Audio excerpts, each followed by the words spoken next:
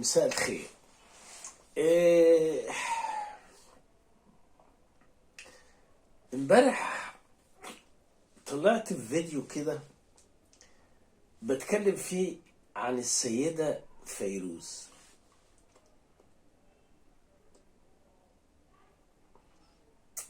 في ناس كتيرة زعلت مني وناس كتيرة كلمتني وإن أنا يعني بتكلم على دولة تانية أنا على فكرة ما عنديش العقدة ديت، وما عنديش مسألة اللي أنا بتكلم في حق حد أو بتكلم في حق دولة أنا بتكلم فن. وأنا كمصري بعتبر إن أي شيء جميل في الوطن العربي مصري. يعني هقول لكم حاجة،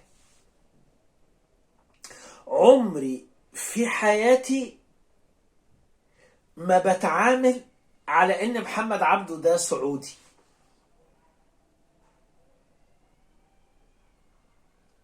اللي عايز يفهم يعني ايه يرجع لتاريخ محمد عبده ايام ما كان بيعمل القطف كبيرة كده، ان ما حد سمعه غير في مصر. عمري في حياتي ما حسيت ان العبقري العظيم دريد لحام سوري ولا نزار أباني سوري ولا كل الفنانين والشعراء والأدباء اللي بينتموا إلى بلادهم هم قبلتهم مصر. فهد بلان جه كسر الدنيا هنا، كتبوا له أغاني ولحنوا له، وصلاح جاهين كتب له نازك.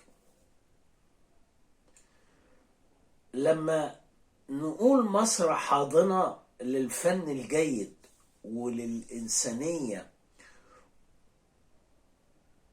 وكان في ناس يهود توجو مزراحي مثلا، ناس كتيرة جم وعملوا فن وتعايشوا مع المصريين وبقوا واحد هم من المصريين. انا ما عنديش عقد يعني ولا بدعي حاجات مش موجودة في بلدنا. واي حد هيقيس ظروف مصر الاقتصادية ديت على تاريخها وحضارتها ولاعيبة الكورة والفنانين والمطربين والممثلين والمنتجين والمخرجين والمصورين والموسيقيين والعازفين، دلوقتي يبقى شنف، يبقى أهطل، يبقى مش واخد باله. حضارة مصر بتتقاس باللي فات واللي موجودين دلوقتي ومش ظاهرين على الساحة. مصر وتد في الأرض، مصر مغروزة في 7 أرض، مفيش أي حد يقدر يهزها، لأن كل الوطن العربي دول بكل فنانينه دول بكل اللي بيحصل فيه دول منتمين إلى الفن المصري والثقافة المصرية والمدرسين المصريين والمعلمين المصريين والفلاسفة والكتاب والشعراء.